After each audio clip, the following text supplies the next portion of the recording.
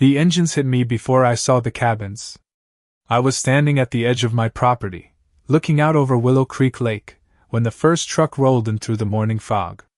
The air smelled like wet earth, fresh-cut timber, and gasoline. None of it belonged together. And none of it should have been there on land my family had owned for generations. 19 lakefront cabins. That was what they were building. No one had called me. No one had asked for permission. They had already cleared the ground, driven in equipment, and started laying out the first frames only yards from the shoreline. People in this town liked to think silence meant I did not care. They were wrong about that. My name is Ethan Caldwell, and I own 62 acres along this lake. I do not speak unless it matters. I do not fight every battle people throw at me. But I do read every document before I trust a single word in it. That habit had saved my family land more than once. And this morning, as I watched another frame rise over the water, it told me something was very wrong. The woman running the project stepped out of a white SUV and walked toward the site like she already owned it. Margaret Collins, president of the Willow Creek HOA. She moved with the kind of confidence that comes from never expecting to be challenged. Her eyes went straight to the cabins, then to the workers, then to the shoreline, as if everything in front of her had already been approved. "This is going to transform the entire community," she said. I said nothing. She noticed me a moment later and gave a small, practiced smile, the kind people use when they want to sound polite while staying in control. "Good morning, Ethan. You're welcome to watch the progress." Progress. That word almost made me laugh. I looked past her at the first cabin frame standing too close to the water. Then I looked back at the trucks, the survey stakes, the stacked lumber, and the workers who seemed convinced they were building something permanent. They were. Just not the way they thought. Years ago, when I inherited this land, I went through every page of the shoreline easement on record. Most people would have stopped at the summary. I kept going. And buried in the language they had clearly overlooked was a boundary restriction that did not care how confident Margaret Collins sounded, or how many county approvals she thought she had collected. I reached into my jacket and pulled out the folded papers I had brought with me. Margaret's eyes shifted to them, but she did not reach for the documents. "If this is about property lines," she said, still calm, "our legal team already cleared everything with the county." I let the silence sit between us for a second. Then I said, "I think they may have reviewed the wrong section." That was the first time her smile changed. It did not disappear. It tightened. A supervisor nearby slowed down. One of the workers stopped carrying a beam and looked over before pretending not to listen.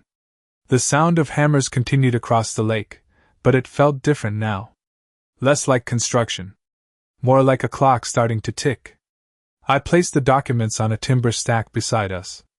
"Take a close look at the original shoreline easement," I said. "Especially the section on permanent construction near the waterline."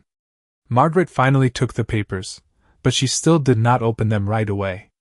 "This development has been approved at multiple levels," she said. "We are not building on disputed land."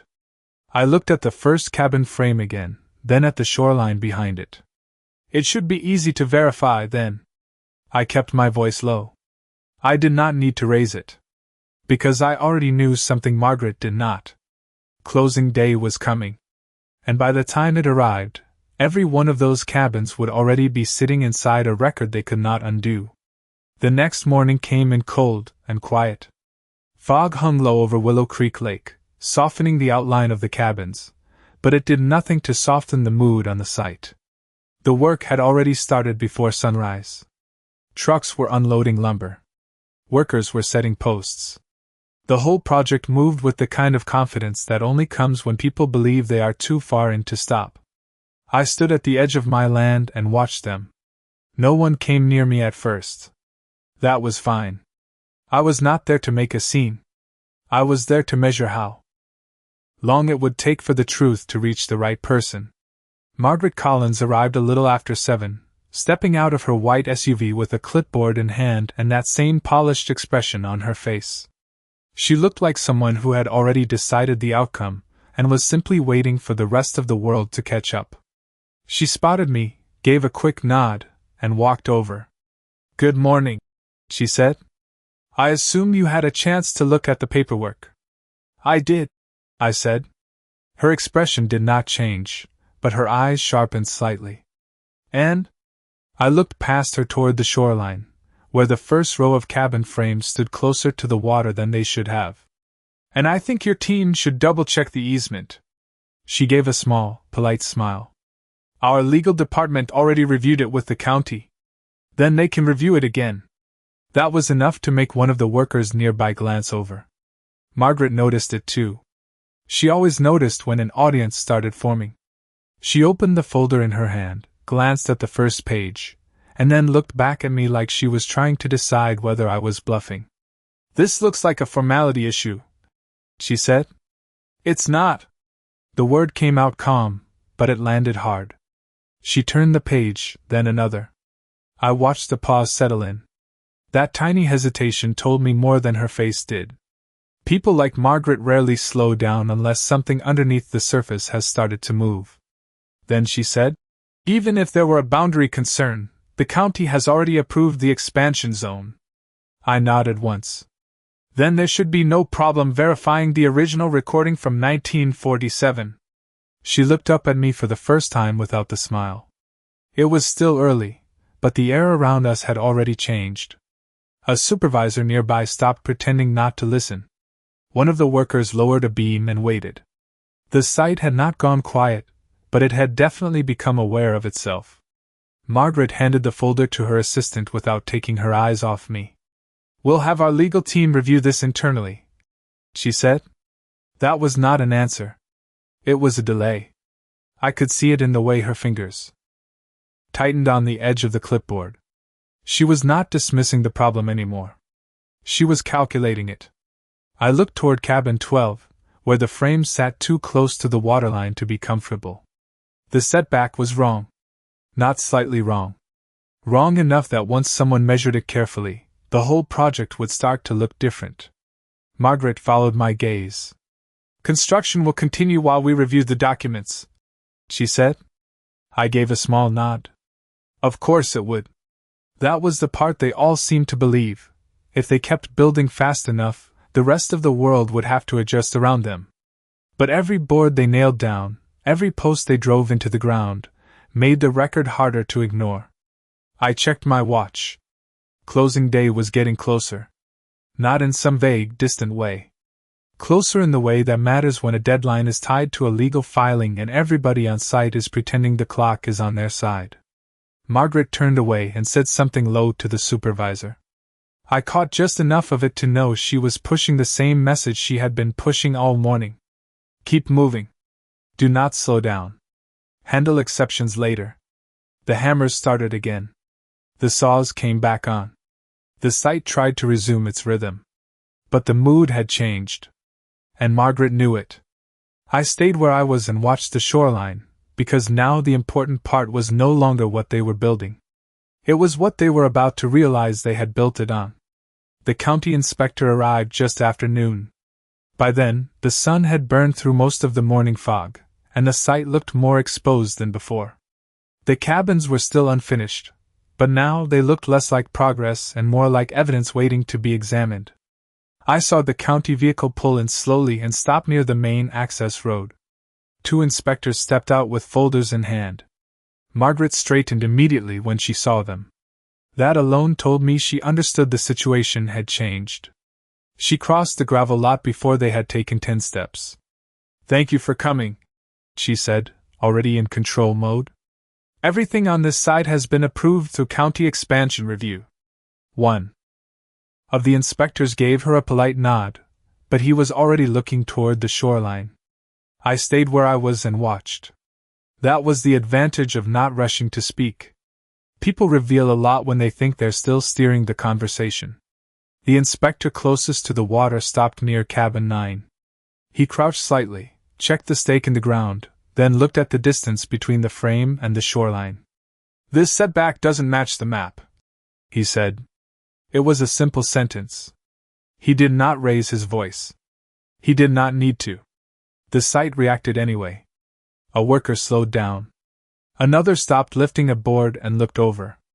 The hum of the generator kept running, but it suddenly felt too loud. Margaret stepped in immediately.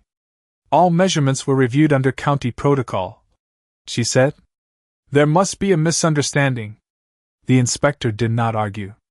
He just opened his folder and looked down at the page again. "I'd like to see the original boundary recording." Margaret's smile came back, but only partially. "We have certified surveys. The property falls within the approved development zone." "That may be true," he said. "I still need to verify the historical easement."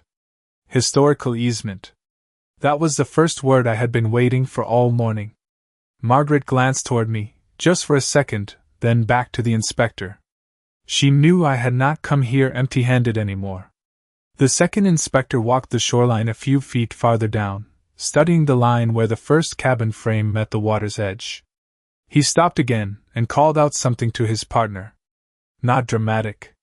Just enough to make the whole crew feel it. Margaret's posture stayed upright, but the tension in her shoulders was obvious now. "We're simply improving underused shoreline," she said. "This project benefits the entire community." The first inspector closed the folder halfway and looked at her. "Then verification should not be a problem."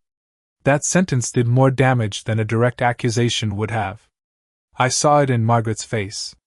Not fear. Not yet. But the first real recognition that confidence was no longer enough. She turned slightly and spoke to her assistant in a low voice. I caught 2 words, legal team. That was all I needed. The inspection had not stopped the project. Not yet. But it had changed the temperature. And once that happens, every delay starts to feel like a warning. I looked back at the cabins, at the survey stakes, at the shoreline they had pushed too far into. The truth was no longer just in my folder. It was standing on the property with a county badge and a clipboard. The inspectors did not leave right away. That was the part Margaret had not expected. Instead of wrapping things up and moving on, they stayed near the shoreline with their folders open, comparing the site against the original survey map. One of them walked the boundary twice. The other kept checking the older recording page against the marked stakes in the ground. Margaret stood with her arms at her sides, trying not to look like she was waiting for bad news. I watched her closely. She was still composed, but the calm had changed. It was no longer confidence. It was management. There is a difference between the two, and everyone on site could feel it now. One of the inspectors stopped at cabin 12 and pointed to the frame. Then he pointed to the shoreline. "This structure is too close," he said. Margaret stepped forward. "That was cleared in the county review." The inspector looked at her, then back at the map. "I'm not seeing that clearance on the original easement." He said it flatly, without drama, and that made it worse. The supervisor near the equipment rack shifted his weight and looked down at the ground. A worker farther back stopped carrying a board and pretended to focus on the next task. Nobody wanted to be the first person to say out loud what everyone was starting to understand. Margaret took the folder from her assistant and flipped through the pages faster now.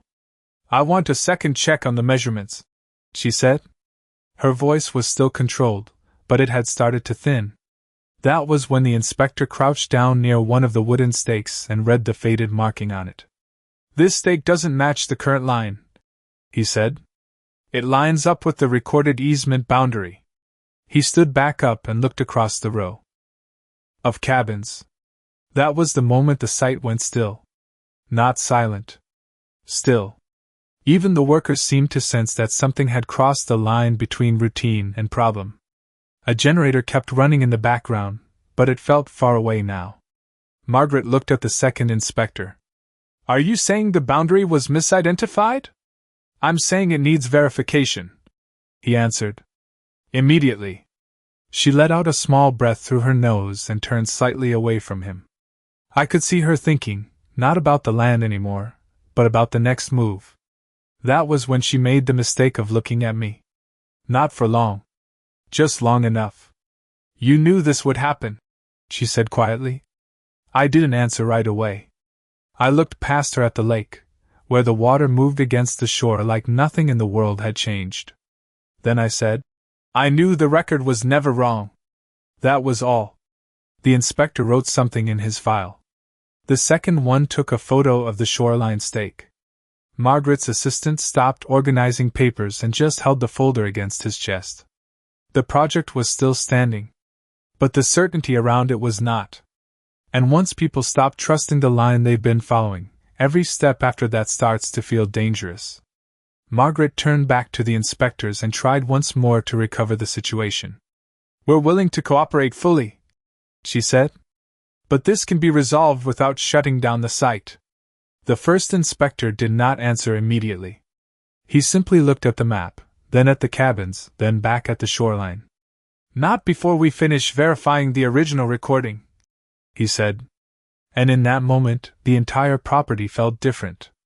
Like the ground itself had started to ask a question nobody on site could answer yet. By late afternoon, the site no longer felt like a construction project. It felt like a problem. The county inspectors were still there, and that alone had changed everything. Workers who had been moving fast all morning were now slower, more careful, watching one another instead of the job. Nobody wanted to be the person who kept building while the boundaries were still being questioned. Margaret was trying to hold the site together with her voice. "Keep working," she said. "Nothing has changed." But everything had changed. I stood near the shoreline and watched the inspectors compare the original easement with the current survey stakes. One of them kept tracing the same line with his finger, as if repeating the motion would make the answer easier to accept. It would not. The first real break came when the inspector asked for the county filing history. Margaret hesitated. That hesitation lasted only a second, but I saw it. So did the people around her. "We have certified documents," she said. "Then this should be simple," the inspector replied. He was not hostile. That was what made it dangerous. He spoke the way someone speaks when they already suspect the answer and just need the paper trail to confirm it. I watched Margaret step aside and make a phone call. Her back was turned, but her voice carried just enough for me to catch the edge of it. "Legal team. Now. We need the boundary records." That was the moment the site lost its rhythm. The workers began looking toward the trailer instead of the cabins. A supervisor walked quickly to the equipment area and then stopped, unsure whether to keep pushing the schedule forward or wait for direction. The uncertainty spread faster than any official notice could have. One of the inspectors took out a marker and placed it beside the stake near cabin 9. "That line matches the recorded easement," he said. "Not the current build." Margaret turned around. Her expression had changed. Not shocked. Not broken. But tight enough that everyone could see this was no longer a debate she fully controlled. "This is a procedural review," she said again, but the words were thinner now. The first inspector did not answer right away. He looked at the cabins, then at the shoreline, then at the paper in his hand. "If the easement is correct," he said, "then construction in this section may need to pause." Nobody moved. The lake was still there, calm and silent, but the whole site felt like it had shifted a few inches off balance. I knew then that the next phase would not be about proving the mistake. It would be about what Margaret did once she realized she could not talk her way out of it. The first phone call from the county came before sunset. Margaret was standing near the project trailer when it rang. She answered immediately, but I could tell from the way her posture changed that the conversation was not going the way she wanted. I was far enough away to avoid hearing every word, but I caught enough. "Boundary verification. Original recording. Hold off on further work." Her face stayed mostly still, but the grip on her phone tightened. When she ended the call, she did not move for a second. That second said everything. The site had gone quiet in a strange way. Not silent. Just cautious. Workers were waiting now, watching the project trailer, waiting for someone to tell them whether to keep building or pull back. Margaret walked back toward the inspectors with a sharper pace than before. "We are not halting construction based on a preliminary review," she said. The inspector looked at her calmly. "This is not preliminary anymore," he said. "We've confirmed a discrepancy between the recorded easement and the current placement." That sentence hit the site hard. A couple of workers stopped completely. One of them set his tool down and stepped back from the frame he had been working on. Nobody said it out loud, but everyone was starting to understand the same thing. This was no longer a matter of opinion. Margaret looked at the paperwork again, then back at me. For the first time, she was not trying to win the argument. She was trying to understand how badly she had already lost control of it.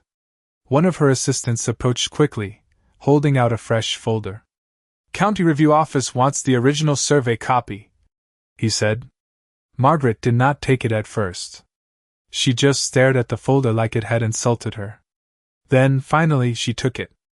I could see the change in her face as she skimmed the first page. The confidence that had carried her through the morning was gone now, replaced by the cold focus of someone who knows the situation has crossed into damage control. The inspector stepped closer to the shoreline. "If the recorded boundary stands," he said, "these cabin placements cannot continue." As planned? Margaret closed the folder slowly. When she spoke, her voice was quieter than before. "We'll need to review this with counsel." That was the first time she sounded like someone reacting instead of directing. I looked out at the lake, where the unfinished frames reflected in the water like a warning that had been there the whole time. The project was still standing, but it was no longer moving forward with certainty. And once momentum is gone, the truth starts getting louder than the people who built on top of it. The county vehicle came back just after sunrise. This time, it did not arrive quietly. A second vehicle followed behind it, and both stopped near the main access road with enough authority to make everyone on site look up at once. Workers froze. Tools lowered. Even Margaret seemed to understand before anyone said a word that this was no longer a discussion on the ground. I stood near the shoreline and watched two more officials step out carrying a larger folder set than before. Margaret walked toward them immediately. "We've already submitted documentation," she said. "This site was approved under County Expansion Review." One of the officials opened a map on the hood of the vehicle and smoothed it flat with one hand. "This document shows the cabins crossing the recorded easement boundary," he said. The words landed hard. Nobody spoke. The official traced the line again, slower this time, then tapped the map once near the waterline. "This is the original recorded boundary. It does not match the current build." Margaret looked at the map, then at the shoreline, then back at the cabins. I could see the moment she realized the problem was no longer theoretical. It was documented. One of the workers stepped back from the nearest frame. Another looked toward the trailer like he expected someone to tell him what to do next. Nobody did. The official continued calm and direct. "Construction in this section cannot continue until the boundary issue is resolved." Margaret's jaw tightened. "That's not what we were told." "That may be true," he said. "It does not change the record." That was the turning point. Not because the sentence was dramatic. Because it was final. Margaret turned slightly toward me. Her face had lost most of its earlier control. "You knew," she said. I met her eyes and answered just as quietly. "I knew the record existed." That was enough. The project trailer door opened behind her, but no one came out. The site had already begun to change. People were waiting now, not working. Waiting for instructions. Waiting for legal confirmation. Waiting for someone to say the thing nobody wanted to say out loud. The cabins were still standing. But the authority behind them was not. And in that kind of silence, a project can fall apart faster than anyone expects. By midday, the site had slowed to a crawl. No one called it a shutdown yet, but everybody knew the truth. Workers were gathering their tools. Supervisors were taking calls. Margaret was moving between the trailer and the county officials with the kind of forced composure people use when they are trying not to look cornered. The county had asked for a formal boundary review. That meant everything had changed. I stayed near the shoreline while they rechecked the stakes, the map, and the original easement recording. The inspectors were no longer looking for a reason to doubt the claim. They were looking for the exact point where the project crossed the line. They found it near cabin 12. One of the officials pointed to the site plan, then to the ground. "This cabin is inside the protected boundary zone." Margaret stepped in immediately. "That section was marked as approved." The official shook his head once. "Not under this recording." That answer hit harder than any argument could have. The people on site started to understand what that meant. It was not just a paperwork issue. It was exposure. Delays. Liability. Possibly worse. Margaret stood still for a moment, then turned and gave a low, quick order to her assistant. "Call legal. Now." Her voice was controlled, but the pressure behind it had changed. It was no longer the voice of a person directing a project. It was the voice of someone trying to stop a collapse. One of the workers near cabin 9 lowered his head and walked away from the frame. That small motion seemed to trigger the rest. Another worker stepped back. Then another.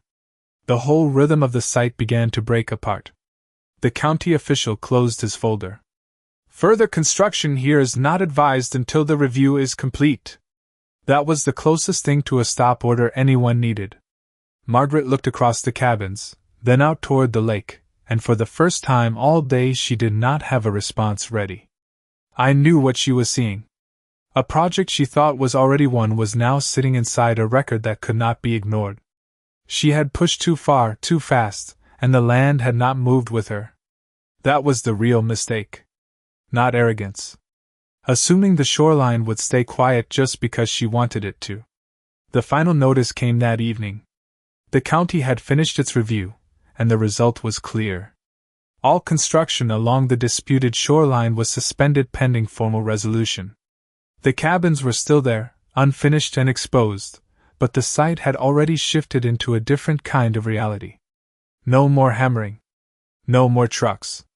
No more pretending the problem would disappear on its own. I stood at the water's edge as the last of the crew packed up and left.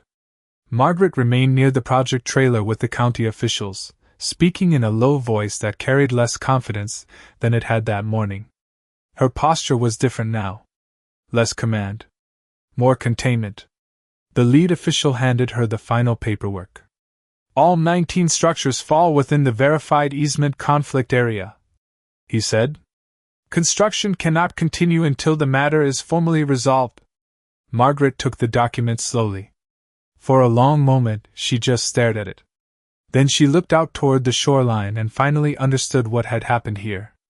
This was never about who could speak the loudest. It was about what had already been recorded. She turned toward me one last time. "You knew this would end here," she said. I looked at the cabins, then at the lake, then back at her. "No," I said. I knew the land had already said no. That was the end of it. Not an argument. Not a victory speech. Just the truth. The county vehicle pulled away first. Then the others. The site went. Still behind them, the unfinished cabin standing in the fading light like a reminder of what happens when people build before they check the record. The lake was quiet again. And for the first time since the construction began, so was I.